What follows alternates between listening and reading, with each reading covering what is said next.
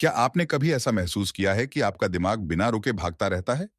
छोटी छोटी बातें जो दूसरों के लिए मामूली हो सकती हैं, आपके लिए एक बड़ी पहेली बन जाती हैं। आप एक ही चीज को बार बार सोचते हैं, लेकिन किसी नतीजे पर नहीं पहुंचते। रात को सोने की कोशिश करते हैं, लेकिन दिमाग में पुरानी बातें घूमती रहती हैं।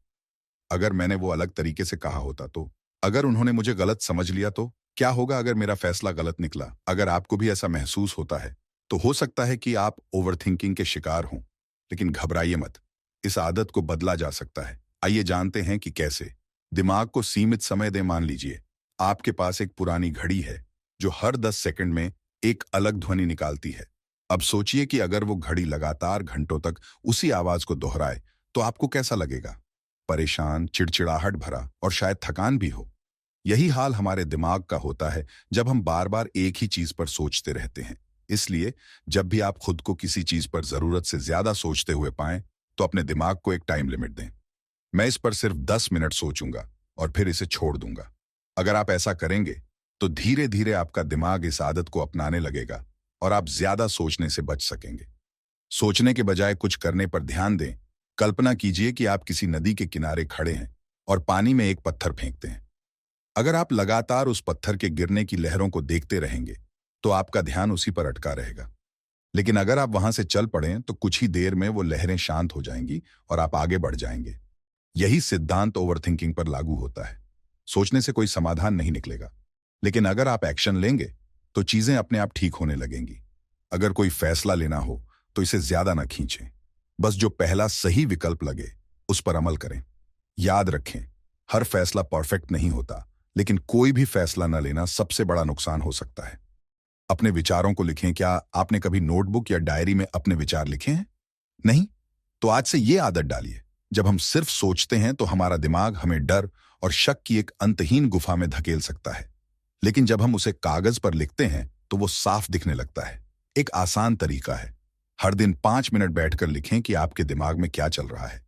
इससे आपको समझ आएगा कि कौन से विचार आपके लिए जरूरी हैं और कौन से सिर्फ आपका समय बर्बाद कर रहे हैं। सही सवाल पूछें।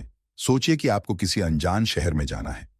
अगर आप सिर्फ ये सोचते रहेंगे कि अगर रास्ते में कुछ गलत हो गया तो, या अगर मैं खो गया तो क्या इससे कोई हल निकलेगा? नहीं। सही सवाल यह होगा, मुझे वहां तक पहुंचने के लिए क्या करना चाहिए?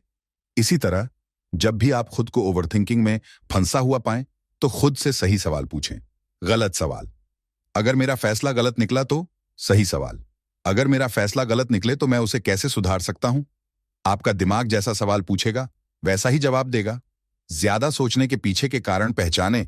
क्या आपने कभी गौर किया है कि कुछ परिस्थितियां आपको ज्यादा सोचने पर मजबूर कर देती हैं? शायद जब आप सोशल मीडिया पर स्क्रॉल कर रहे होते हैं और किसी की चमकती हुई लाइफस्टाइल देखते हैं, तो आपको अपनी जिंदगी औसत लगने लगती है। या फिर जब कोई आपके मैसेज का जवाब देर से देता है, तो आप सोचने लगते हैं, शायद उन्हें मेरी परवाह नहीं। अगर आप अपने ओवरथिंकिंग ट्रिगर्स को पहचान लेंगे, तो आप उन्हें नियंत्रित भी कर सकेंगे। अपने शरीर को हरकत में लाएं। क्या आपने कभी गौर किया है कि जब आप एक्सरसाइज या वॉक पर जाते हैं, तो आपका दिमाग शांत हो जाता है? शारीरिक गतिविधियां हमारे दिमाग के नेगेटिव थॉट्स को कम करने में मदद करती हैं। इसलिए जब भी आपको लगे कि आपका दिमाग बेवजह भाग रहा है, तो उठें और टहलने निकल जाएं। यह काम न केवल आपके शरीर के लिए अच्छा है, बल्कि आपके मानसिक स्वास्थ्य को भी बेहतर बनाता है। ध्यान और गहरी सांसें लें। क्या आपको कभी ऐसा लगा है कि आपका दिमाग भूतकाल या भविष्य में अटका हुआ है? अगर हां, तो इसका इलाज माइंडफुलनेस है। माइंडफुलनेस यानी वर्तमान में जीना। जब खाना खाएं, तो सिर्फ खाने पर ध्यान दें, मोबाइल पर नहीं। जब किसी से बात करें, तो पूरी तरह उनकी बात सुनें, न कि अपने जवाब के बारे में सोचें। जब भी महसूस हो कि आपका दिमाग भटक रहा है, तो कुछ गहरी सांसें लें और खुद को वर्तमान में वापस लाएं। ये छोटी छोटी आदतें आपको ओवरथिंकिंग से बचा सकती हैं। खुद को माफ करना सीखें। अक्सर हम ओवरथिंक इसलिए करते हैं क्योंकि हम खुद से नाराज होते हैं। मुझे ऐसा नहीं करना चाहिए था, मैंने गलत कह दिया, काश मैं और समझदार होता। लेकिन सोचिए, अगर आपका कोई दोस्त गलती करे, तो क्या आप उसे जिंदगी भर दोष देंगे? नहीं ना? तो फिर खुद के साथ ऐसा क्यों करते हैं? खुद को माफ करना सीखें। जब आप अपनी गलतियों को स्वीकार कर लेंगे, तो आपको बार बार उन पर सोचने की जरूरत नहीं पड़ेगी। अगर आपको ये वीडियो पसंद आया, तो इसे लाइक करें, अपने दोस्तों के साथ शेयर करें और हमारे चैनल को सब्सक्राइब करना ना भूलें। आपकी एक छोटी सी सपोर्ट हमें और ऐसे ही बेहतरीन वीडियोस बनाने के लिए मोटिवेट करती है।